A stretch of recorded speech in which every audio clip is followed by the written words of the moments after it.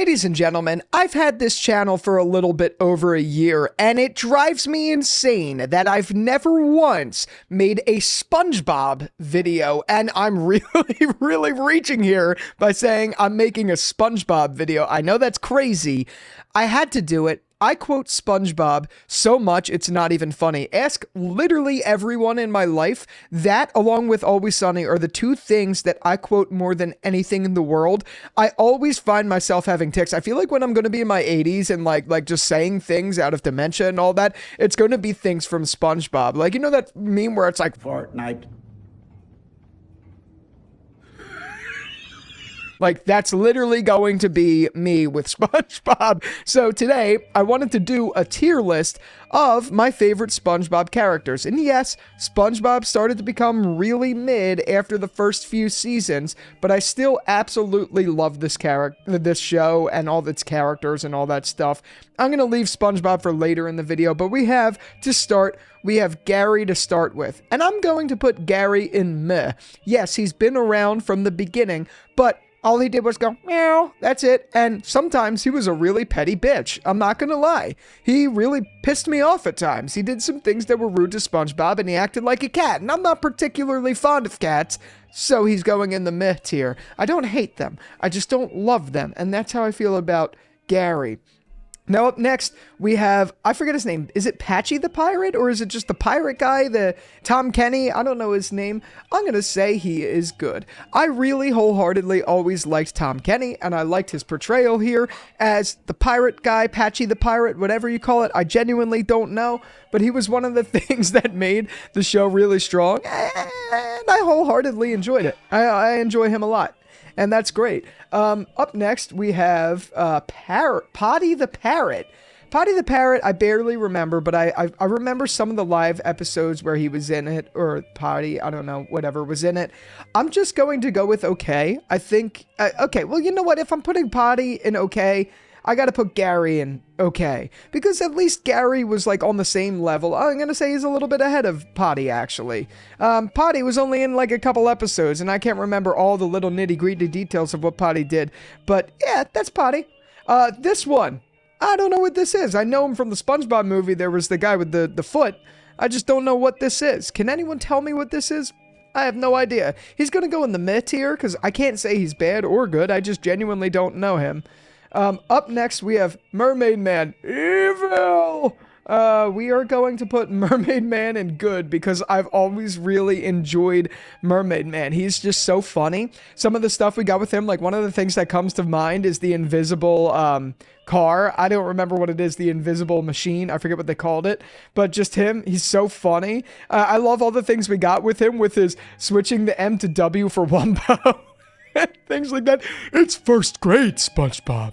Like, I loved all that stuff, and I know that wasn't necessarily Mermaid Man, but I definitely thought he was the better of the two between Mermaid Man and Barnacle Boy, which leads me to obviously say that Barnacle Boy, I would say, is just okay. I don't know if I could say that he was, you know, like anything less than that, but the two of them together were one of my favorite parts about the earlier seasons of the show. I thought they were just so funny, and I like that they had really funny voice actors and stuff like that.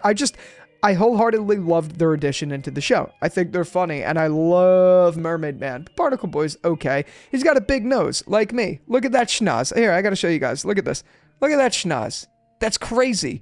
Not many people have a schnoz that big, and I get made fun of a lot for it, but whatever. Okay, up next we have the Flying Dutchman. Flying Dutchman is, he's okay. He's okay. I enjoy what he's in, but yeah, it's the Flying Dutchman. I don't really have too much to say about the Flying Dutchman. I don't know. The big one is next. We have SpongeBob, so I got to be obvious here, and I got to put him in great tier. That's my worst SpongeBob laugh impression. That's really terrible. I can't believe I just did that on camera. But SpongeBob is what started this all. SpongeBob is absolutely fantastic. He is a great character on many fronts. The naivety SpongeBob has, the wittiness SpongeBob has, the childlike nature that he has for someone who's supposed to be, what isn't he? Isn't he supposed to be like 16? I don't know how old he is, but just all that whimsical nature that SpongeBob is just classic. I absolutely love SpongeBob, and he's the reason we're making this video. The show, wouldn't be anything without SpongeBob, and I don't know what else to say about him, really. He's the best character. He is SpongeBob, obviously. Okay, up next, we have, and I'm gonna do the rest of this segment in my Patrick voice. We have Patrick Star. I'm gonna put him in great. Okay, I can't do that anymore. I'm cringing on the inside at myself for for that. But Patrick, honestly, this is going to be crazy. I think Patrick is a better character than SpongeBob, but I think that changes the later on you get into the show. I think over time, he becomes really Flanderized, like Flanderization, when character is a certain way and they really double down on that. That's exactly how Patrick got over time. I didn't really find a lot of what he got later in the shows to be as enjoyable, and that's the same really with all of them, including SpongeBob. SpongeBob became a lot more flamboyant over the years, which is fine. There's nothing wrong with that, but it's just not... They honed in on that and devoid a lot of what made the OG SpongeBob really great, which was that whimsical, childlike character that had his flamboyancy and all of that, but it wasn't as strong about that. Whereas the later seasons made that a very prominent figure of what he is. Like with him, I'm thinking about him kissing the automatic car or the self-driving car or whatever, things like that. That's not the original SpongeBob as much, So it goes the same. They're both, they both have those same sort of things. And as a matter of fact, all of them do. But obviously, the next one we have on this list is Squidward. And Squidward could go really in a lot of places, but he's an S-tier character for me. I mean, I think SpongeBob isn't complete as a show without these three characters. You need a crazy character like SpongeBob, you need an idiot, and you need someone who is kind of like the miserable adult in that mix. The three of them just work so well together and create this really fun dynamic that can't be replicated by any show. It just works so well, and you need all three of them for the recipe to just be strong. But Squidward is so funny. He's so petty. He's just hilarious. He doesn't try to be funny, but he is. There's so many things I could point to that I love about Squidward.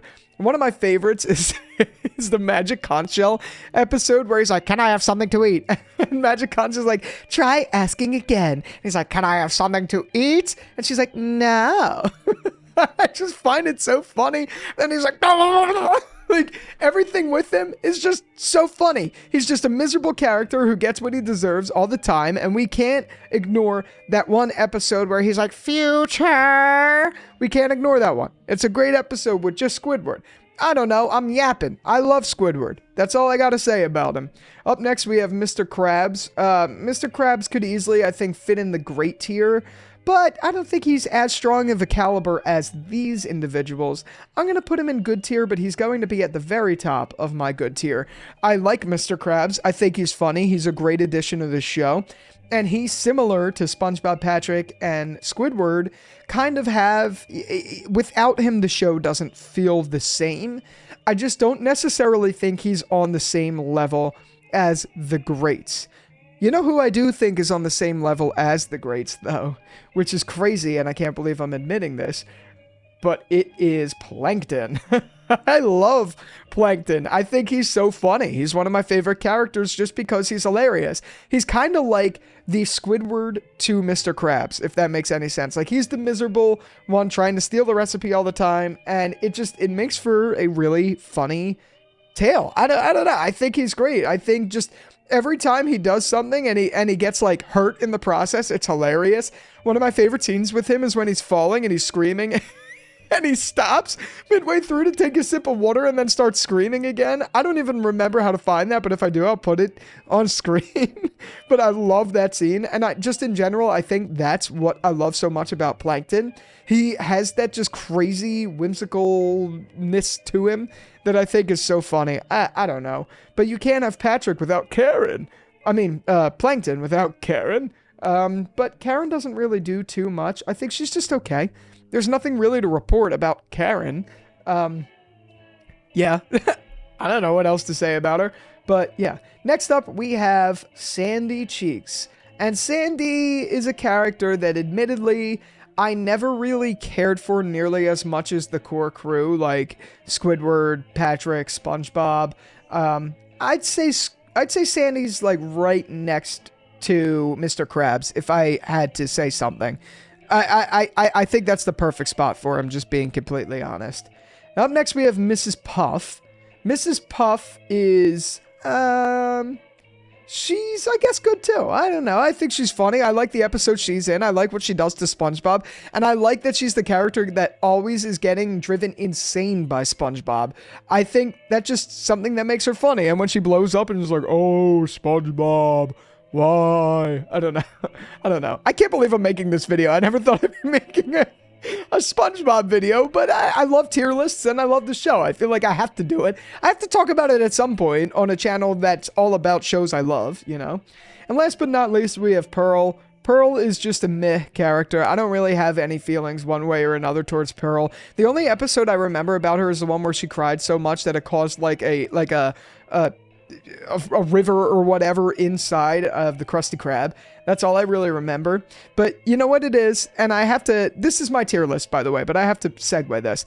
You know what it is about SpongeBob? It's not necessarily that the characters are the strongest, which I do think they are. Like, I love the characters of SpongeBob, but it's not that makes the show funny.